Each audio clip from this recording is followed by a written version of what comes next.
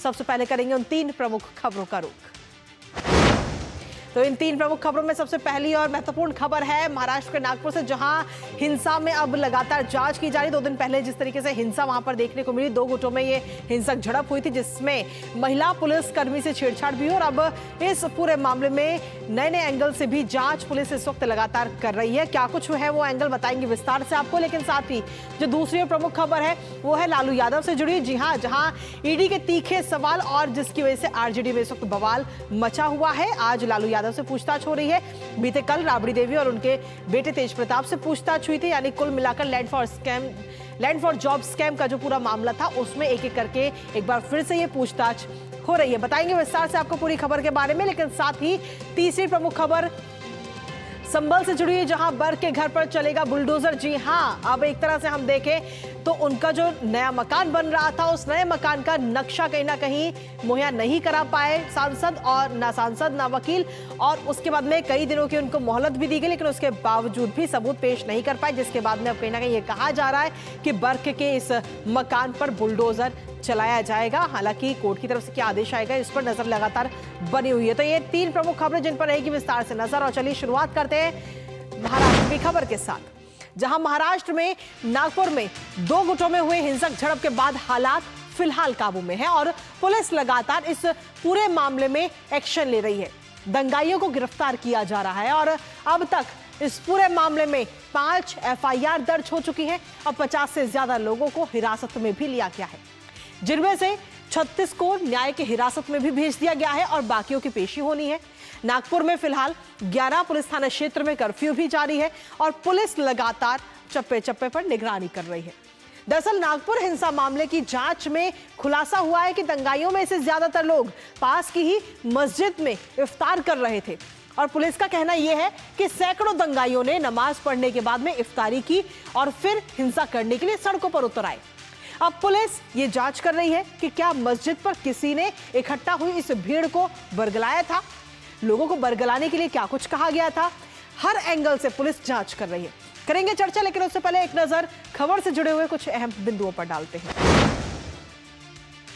तो जहां आपको बता दें कि नागपुर में दंगाइयों की करतूत और लगातार जांच हो रही है, जिसमें अब एक और नई बात चौंकाने वाली इस वक्त सामने आई है। दरअसल बताया जा रहा है कि दंगाइयों ने महिला पुलिसकर्मियों से छेड़छाड़ की थी। जो महिला पुलिसकर्मी उस दौरान वहां पर ड्यूटी पर थी, उनके साथ इन दंगाइयों की तरफ से छेड़छाड़ हुई और उपद्रवियों ने वर्दी खींचने की और साथ ही अश्लील हरकतें इस दौरान महिला पुलिसकर्मियों के साथ की है। ये एक नया मामला, इसमें एक नया खुलासा इस वक्त किया गया है। जहां आपको बता दें कि महिला पुलिसकर्मियों ने सिटी पुलिस से इस पूरे मामले को लेकर शिकायत की है और अब इस पूरे मामले में लगातार जांच की जा रही है। इसके साथ ही आपको बता दें कि हिंसक घटना के 2 दिन बाद फिलहाल आज की अगर हालातों की बात करें तो हालात आज कंट्रोल में है, काबू में है। नागपुर हिंसा मामले में अलग अलग थानों में 5 एफआईआर अभी तक दर्ज की जा चुकी हैं और इसके बाद में लगातार जांच भी चल रही है। साथ ही पुलिस महकमे के साथ एटीएस भी लगातार इस पूरे मामले में जांच कर रही है।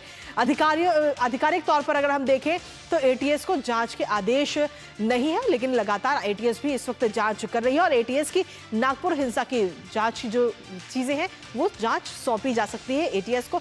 तो फिलहाल देखना होगा कि अब इस पूरे मामले में किस तरीके से आगे की जांच की जाती है। इसके साथ ही हर एंगल से जांच की जा रही है, पुलिस हर एंगल से जांच कर रही है। कहीं पत्थरबाजी हिंसा का नया पैटर्न तो नहीं है ये पत्थरबाजी जिस तरीके से की गई।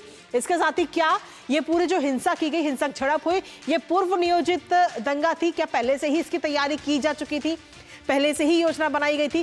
क्या दंगे का आदेश कहीं और से आया था? यानी कि हर एंगल से पुलिस इस वक्त इस पूरे मामले को लेकर जांच कर रही है और यह भी जानने की कोशिश कर रही है कि लोकल लोगों के उकसाने पर उपद्रव हुआ था या फिर कहीं और से यह आदेश आया था।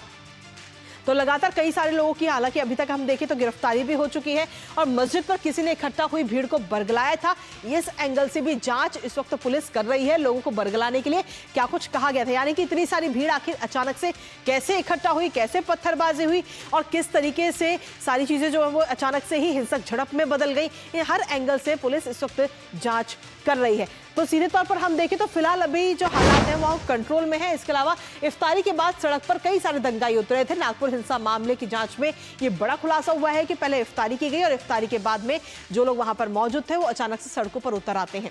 ज्यादातर दंगाई पास की ही मस्जिद में उस दौरान इफ्तार कर रहे थे। और ये तस्वीर भी इस वक्त हम आपको दो तस्वीर भी दिखा रहे हैं, जिसमें इस तस्वीर में आप देख रहे हैं दंगे के दौरान की तस्वीरें जब ये हिंसक झड़प हुई थी, और इसके साथ ही जो दूसरी तस्वीर है उसमें आप देख रहे हैं किस तरीके से गिरफ्तारियों का जो दौर है वो इस वक्त चल रहा है। साथ ही दंगाइयों ने नमाज पढ़ने के बाद में इस तरीके की चीजें सामने आई और हिंसा करने के लिए सड़क पर उतर गए ये सभी लोग। फिलहाल हर एंगल से पुलिस लगातार जांच कर रही है। जिन लोगों को हिरासत में लिया गया है, जिन लोगों को गिरफ्तार किया गया है, उनसे भी पूछताछ एक एक करके की जा रही है। नागपुर हिंसा मामले में अलग अलग थानों में अभी तक अगर हम देखें तो 5 एफआईआर दर्ज की गई है। रात 2:30 बजे तक अदालत में सुनवाई हुई है, क्योंकि जिन लोगों को हिरासत में लिया गया उनकी पेशी की गई। एफआईआर में 51 आरोपियों के नाम दिए गए हैं पुलिस की तरफ से, और उन 51 में से अगर हम देखें तो मंगलवार को पुलिस ने 46 आरोपियों को लेकर के कोर्ट में पुलिस पहुंची थी। लेकिन समय क्योंकि रात का समय था तो इसलिए 46 की बजाय 46 में से कुछ लोगों की यानी कि 36 की ही पेशी उस दौरान हो पाई थी रात 2:30 बजे तक। और 36 लोगों की पेशी होने के बाद में कोर्ट ने न्याय की हिरासत के जो सुनवाई की है, पुलिस हिरासत में इन सभी को भेज दिया है अदालत ने 21 मार्च तक के लिए। और अब आगे जो बचे हुए लोग हैं उनकी भी पेशी होगी और अन्य आरोपियों की अदालत में पेशी होने के बाद में भी पूरा क्या कुछ कार्रवाई आगे की जाती है वो देखने वाली बात होगी, क्या फैसला दिया जाता है। तो कुल मिलाकर 5 एफआईआर दर्ज की गई है, कई सारी गिरफ्तारियां भी हो चुकी हैं, कई हिरासत में भी हैं इस वक्त, और लगातार पुलिस हर एंगल से जांच कर रही है। हमारे साथ में हमारे सहयोगी योगेश शीतल इस वक्त जुड़ रहे हैं, सीधा उन्हीं का रुख करेंगे। योगेश, अभी फिलहाल की अगर हम बात करें तो कई जगह पर अभी भी कर्फ्यू जैसे हालात कहीं ना कहीं नजर आ रहे हैं, और किस तरीके से चप्पे चप्पे पर निगरानी पुलिस वहां पर कर रही है? देखिए, कर्फ्यू अभी भी लगी हुई है। हालांकि जो कुछ दुकान है वहाँ पे उन्होंने अपने ही पहले ही दिन से उन्होंने दुकान बंद रखा था। कुछ लोगों की आवाजाही जो है वो शुरू हुई है। कर्फ्यू में आप कह सकते हैं ढील दी गई है, लेकिन स्थिति जो है वो वहाँ पे तनावपूर्ण बनी हुई है। हालांकि नियंत्रण में है अभी फिलहाल, हिंसा या उस तरीके की कोई चीज फिलहाल देखी नहीं जा रही है। दूसरी बात आपने सही कहा कि एक नई चीज सामने ये आई है कि जो महिला पुलिसकर्मी थी उनके साथ बदतमीजी की गई है, उनके साथ अभद्रता की गई है, और ये जो है ये एक नया डेवलपमेंट आया है। इसके साथ साथ जो 51 आरोपी हैं उनमें से 6 जो है वो नाबालिग हैं। एक सूचना ये भी आ रही है कि जो डीसीपी पर जो हमला हुआ है, जिसमें डीसीपी हमने देखा था पिछले दिनों हॉस्पिटल में एडमिट थे, उन पे जो हमला हुआ था उसमें 14 साल का एक लड़का है जिसने उन पर हमला किया था। कुल मिलाकर अगर आप देखें तो एक काफी जो है कॉम्प्रिहेंसिव कॉन्स्पिरेसी जो है वो आपको दिखेगी, क्योंकि जो है इफ्तार के बाद जो है वो चीजें हुई, नमाज के बाद ये चीजें की गई है। बड़ी संख्या में भीड़ निकल कर आई थी, और ये ऐसा अचानक संभव नहीं है। बिल्कुल एक कॉन्स्पिरेसी जो है की गई। खुद देवेंद्र फडणवीस जो कि मुख्यमंत्री है उन्होंने भी इस बात को कहा है कि जो पूरा चीज है वो वेल प्लान्ड और कॉन्स्पिरेसी के तहत ही किया गया था। जो शमीम खान करके जो एक मुख्य अभियुक्त जो इस मामले में अब तक पुलिस ने रखा है, क्योंकि जो मेन कॉन्स्पिरेटर जो है वो उसी को माना जा रहा है, उसकी गिरफ्तारी की भी सूचना जो आ रही है। हालांकि पुलिस ने अभी इसकी जो है इस पर कुछ कहा नहीं है, लेकिन उसकी गिरफ्तारी की जो सूचना है वो भी आ रही है। इसके बाद मुझे लगता है कि अब चीजें साफ होगी। इसके अलावा अगर आप जांच के तरफ से अगर बात करें तो महाराष्ट्र की जो एटीएस है, एंटी टेररिस्ट स्क्वाड, जो कि बेसिकली टेररिस्ट से जुड़े हुए मामले देखती है, जिनका अलग डोमेन रहता है, मुंबई पुलिस का जो रूटीन वर्क है उसके अलावा, वो भी अब इस मामले की जांच कर रही है। साथ में जो फॉरेंसिक एक्सपर्ट है उनकी टीम जो है वो मौका वारदात पर गई है। उन्होंने कई सैंपल जो है वो इकट्ठे किए हैं। जैसा कि हमने देखा था पहले दिन कई सारे पत्थर वगैरह जो है वो ट्रॉली में जो एनएमसी नागपुर म्युनिसिपल कॉर्पोरेशन है उन्होंने जमा किए थे। इसके अलावा पेट्रोल बम जो है वो फेंके जाने की भी बात आई है।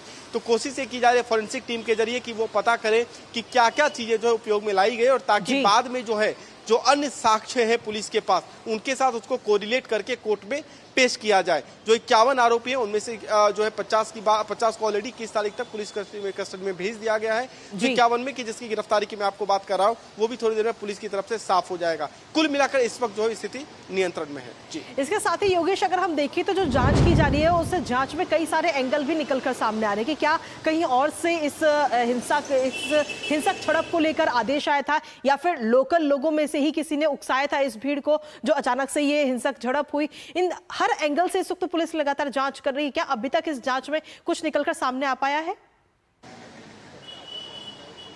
देखिए, जांच अभी काफी शुरुआती चरण में है। अभी तो जो है एक्यूज को पुलिस कस्टडी मिली ही है, तो मुझे लगता है 1-2 दिन में जो पुलिस अगर जांच के दौरान या पूछताछ के दौरान अगर कुछ चीजें निकलवा पाती है उन आरोपियों से, तो मुझे लगता है वो एक ब्रेक थ्रू हो सकता है इस पूरे केस में। क्योंकि जो अब तक की सूचनाएं जो मिल पा रही है, चाहे वो पुलिस के महकमे से मिले या फिर जो मुख्यमंत्री या जो पॉलिटिकल डोमेन से आ रही है, वो खबर यही आ रही है कि कॉन्स्पिरेसी जो है वो लंबी कॉन्स्पिरेसी हैच की गई थी। खुद नितिन गडकरी ने भी कहा था कि महाराष्ट्र में, नागपुर में कोई ऐसा हुआ नहीं है। तो इसके पीछे कौन से तत्व हैं? क्योंकि महाराष्ट्र में सदन चल रहा है, महाराष्ट्र में इस वक्त जो है वो सत्र चल रहा है। नागपुर में अगर बात करें तो इसी महीने के अंत में प्रधानमंत्री के आने की चर्चा भी थी। तो क्या इन सब चीजों को जोड़ते हुए, इन सब चीजों को लक्ष्य करते हुए एक कॉन्स्पिरेसी हैच की गई थी, जिसमें पर्दे के पीछे के जो कई जो खिलाड़ी थे वो थे, तो उनको नैप करने की कोशिश जो है वो इस वक्त की जा रही है। इसीलिए पूछताछ के दौरान मुझे लगता है चीजें जो है थोड़ी देर में, थोड़ी समय में स्पष्ट हो पाएगी कि क्या इसके पीछे कॉन्स्पिरेसी हैच थी, अगर लोग थे तो वो कौन से लोग थे। चलिए, फिलहाल बहुत बहुत शुक्रिया तमाम जानकारी और अपडेट्स हमारे साथ साझा करने के लिए योगेश। तो इस खबर पर नजर हमारी लगातार बनी रहेगी, लेकिन इसके साथ ही अगली और महत्वपूर्ण खबर का रुख कर लेते हैं, जहां आपको बता दें कि बिहार के मुख्यमंत्री और आरजेडी प्रमुख लालू प्रसाद आज